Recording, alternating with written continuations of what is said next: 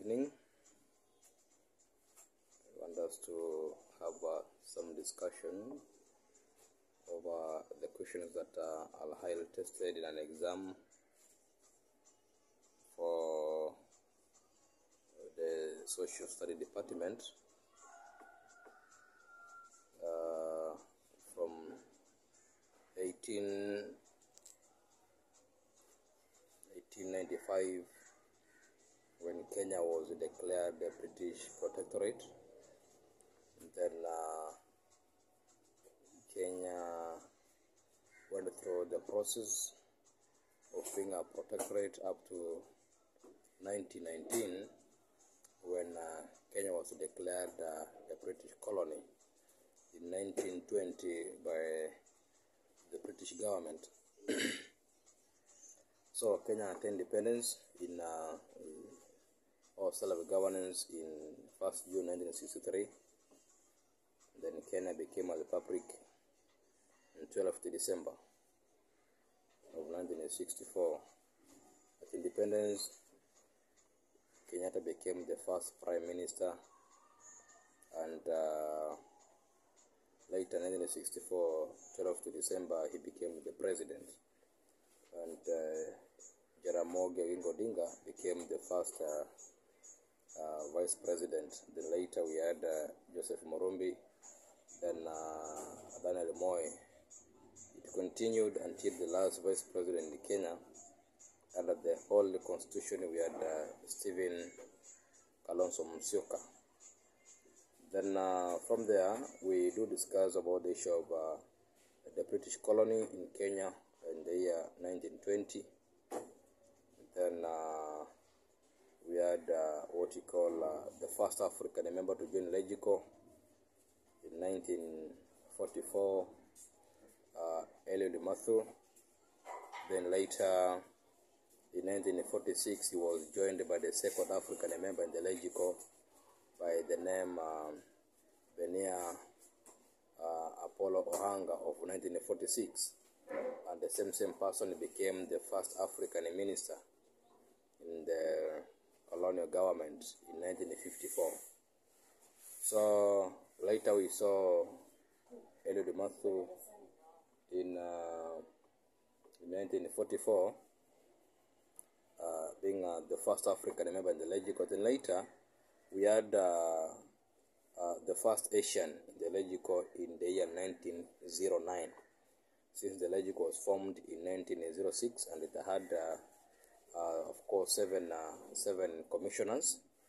It was led by the governor in that year, 1906, by the governor, or it was founded by Lord Delamere. And then it had 7 commissioners. Then Africans and Asians were not represented later due to pressure from Africans and Asians. In 1909, we saw the first Asian, who was Alibai Mula Jivanji, was nominated. Then more than 30 years later, in 1944, now we saw the first African member in the LegCo. Then from there, we experienced what we call political associations in Kenya from 1920, when Kenya was declared a British colony. Now it's when the Africans in Kenya discovered that the rights and the freedoms that they were enjoying before 1920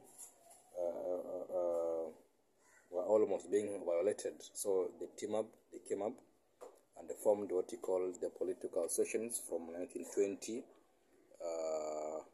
up to 1939, fighting for their freedoms and rights in the continent. So, after the independence, the first political party that led Kenya into independence, we had KANU, which was formed in 1960. Then later, we saw KADU also coming as an opposition party in Kenya, which was representing the minority groups in Kenya. KANU was under the influential groups. Among them, we had the Kikuyu and the Luos. Then a minority, we had the Kalenjins and the rest of the communities in the country.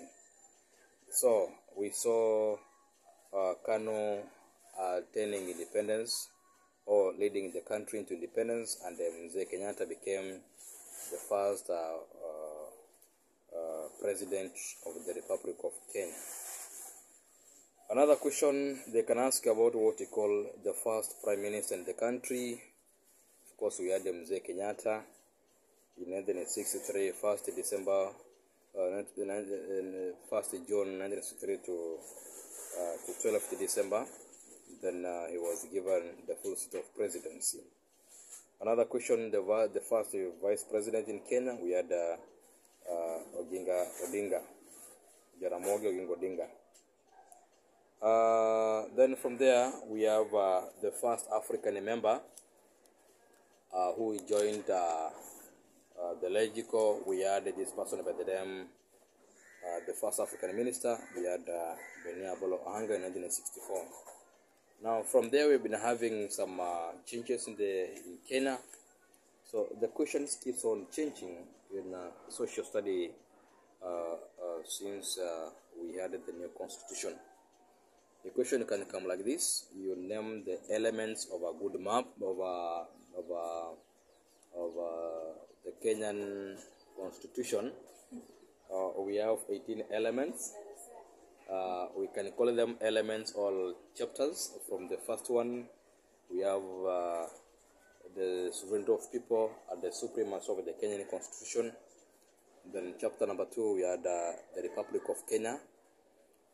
Number 3, we have what we call citizenship. It outlines on how one can become or lose his citizenship. Number 4, we have the Bill of Rights, highly tested in any exam. So I'm requesting my learners who are listening and watching me that the 18 elements of the Kenyan Constitution should be with you wherever you go, so that you can be able to answer questions. Chapter number 6 talks about what you call the leadership and integrity. We have chapter number 7, the representation of people. We have chapter number 8. It talks about what you call the legislature. Chapter number 9, we have executive. Number 10, we have judiciary. The chapter number 11 talks about developed governments. We all go to chapter number 18 about the transitional guidelines. So you might be asked a simple question from the chapters, maybe the 3 arms of government and the major work that we do or they do. We have legislature. We have the main role of legislature, this arm of government. They do make laws. But sometimes the learners do convince between making laws and amending the laws. The main role of the legislature is to make laws and not to amend. It is making laws. Then we have executive under the president. They do implement the government policies and the government projects. Then we have the judiciary that interprets the laws. And many times we say that legislature arm of the government has 2 houses. We call them the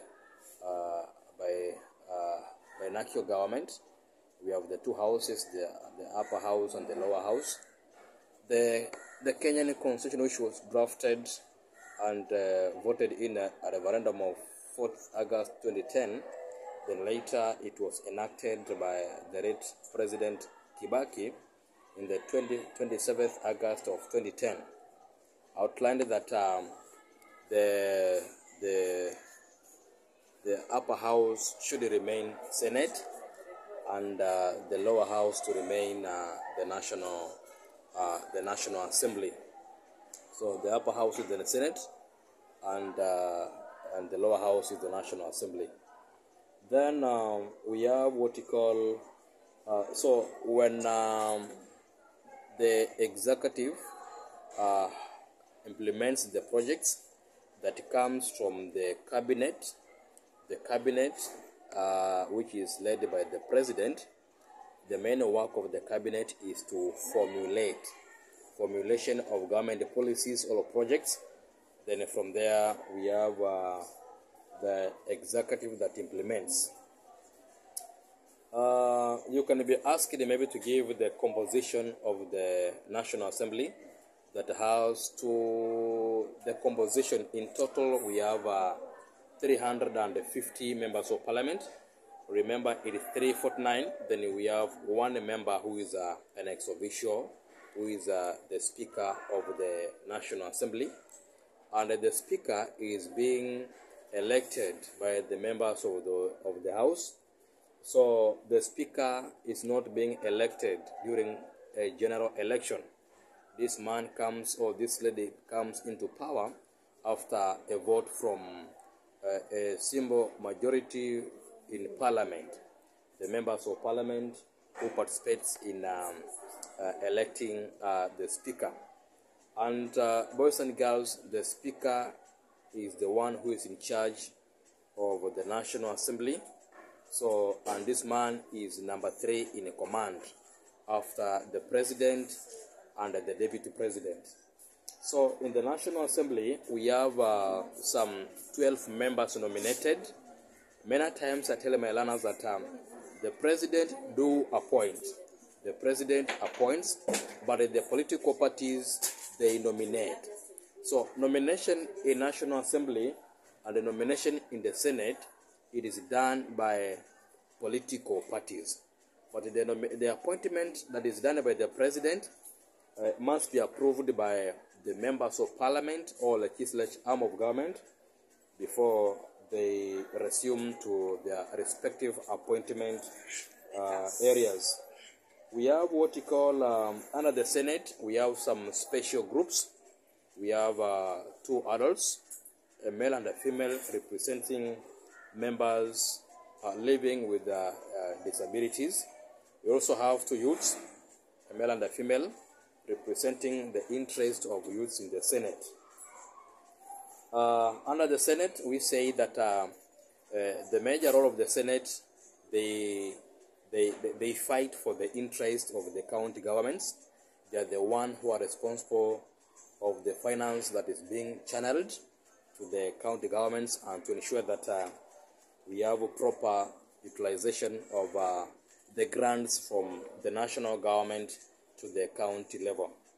And remember, we have what you call the sources of taxes. At the national level, we have taxes as the major source for the revenue. When you come to county governments, we have grants. This is money that comes from the national government. In every financial year, we always have some billions of money being shared. The money channeled from the national government through the Cabinet Secretary for Finance to county governments. Those are grants.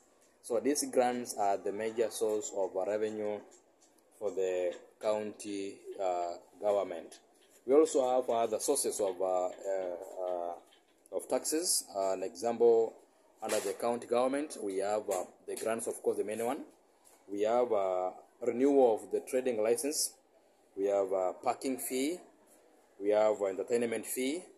Those are some of the sources of income or taxes at the county level. We also have well-wishers, donors from outside the continent or the country. Then at the national level, the major one is taxes. Then we have the sale of treasury bills. We have selling of government buildings. We have the court fines. We have the school fees paid by learners. And also the international traders. They pay a certain fee when they import into the country. So those are some of the sources of income that we have in Kenya, the national level and the county level. So we can proceed. Under judiciary, they can ask you how the judiciary is composed. Of course, we have the superior courts in Kenya. We have subordinate courts in Kenya. The highest court under superior courts, we have the Supreme Court, which is under the president of the Supreme Court or the Chief Justice. And this person is being appointed by the president through the help of the Judicial Service Commission. Then later we have what we call the Court of Appeal. We have the High Court. The High Court is the lowest superior court in Kenya. The lowest superior court in Kenya, we have the High Court.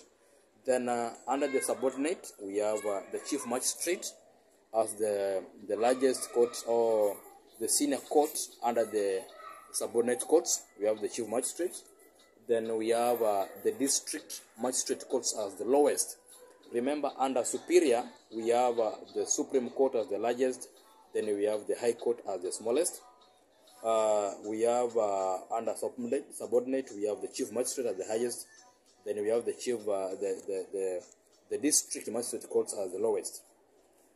The superior courts in Kenya, they are under the judges. All those members, the judges of the superior courts in Kenya, they are all appointed by the president through the help of the Judicial Service Commission. And under the Judicial Service Commission, this is a commission that looks after the affairs of judicial staff members. From the judges, we have the magistrates, we have the clerks, we have the registrars of judiciary. And boys and girls, we always say that the chief registrar is the senior accountant, the senior administrator, the senior accountant in the judiciary. We have the chief registrar.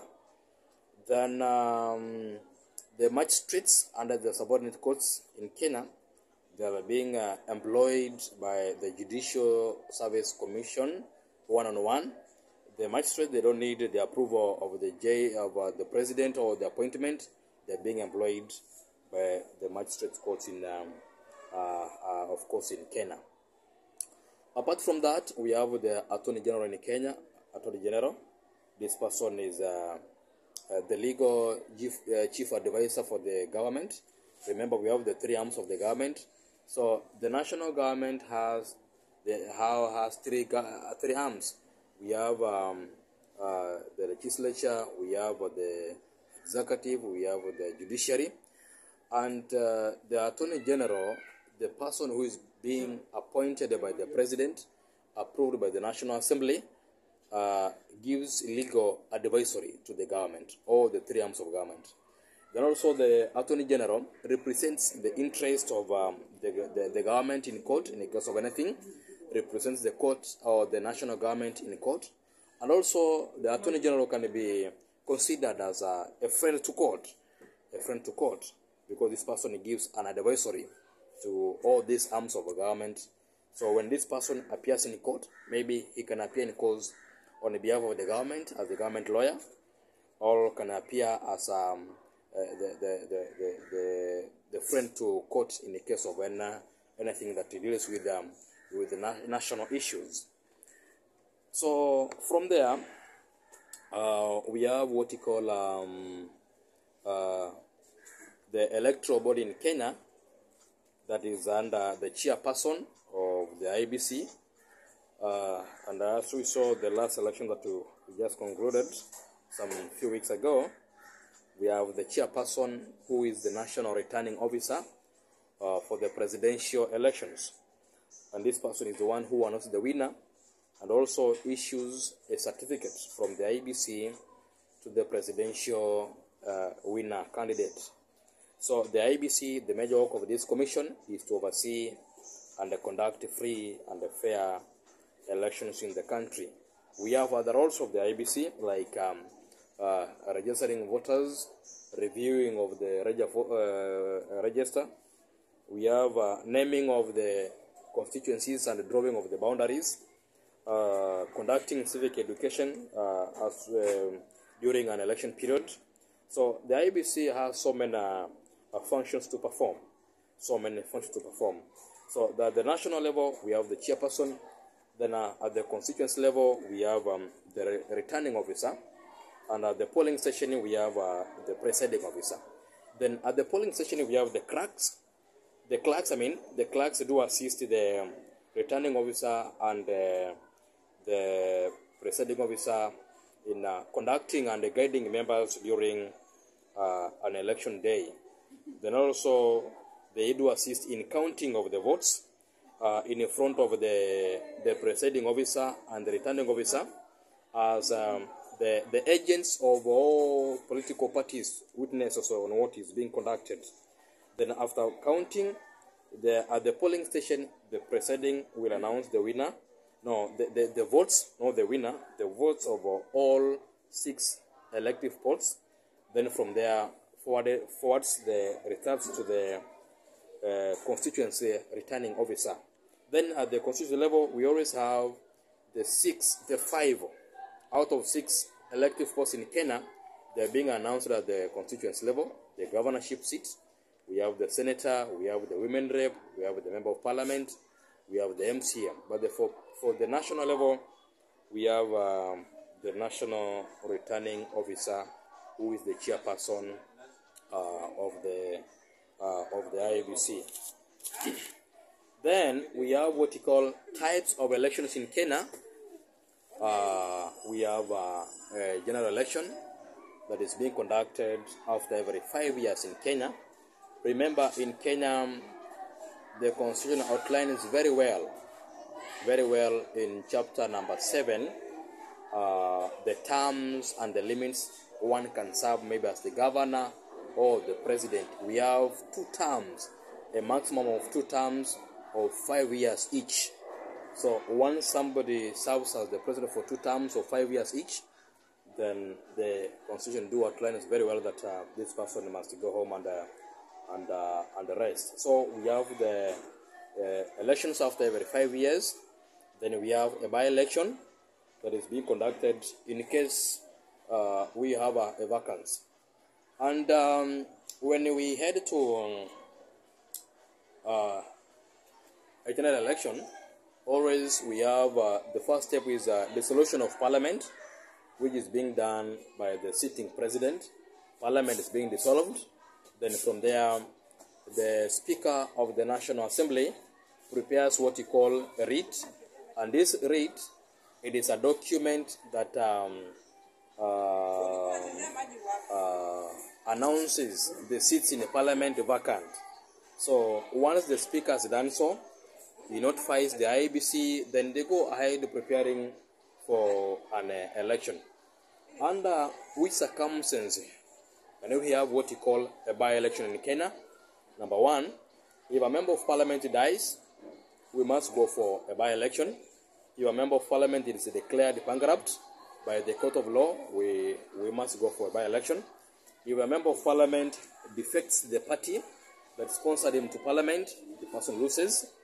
If the member of parliament is declared unfit and sound mind, we always go for a by-election. And if a member of parliament misses the 8 consecutive sittings of a parliament without the notification of the speaker, the person loses the seat in the parliament. So those are some of the occasions that can make members in Kenya to have a by-elections in the country. So from there, we are going to have another discussion of the cabinet members who are being appointed by the president, and in most cases we have what you call the cabinet members appointed by the president, approved by the National Assembly. Then these members, the cabinet secretaries, are the head of state departments in the country. A state department is a ministry that is under the cabinet secretary, the person who is being appointed by the president. So a state department is a ministry under the cabinet secretaries. Then under the state department, we have the principal secretaries, the PS, who are the senior most civil servants in a state department. We have the principal secretary. For those few remarks, I would like us to adjourn our lesson today till tomorrow, God willing. So you can have a good night, and may God bless you. Shalom.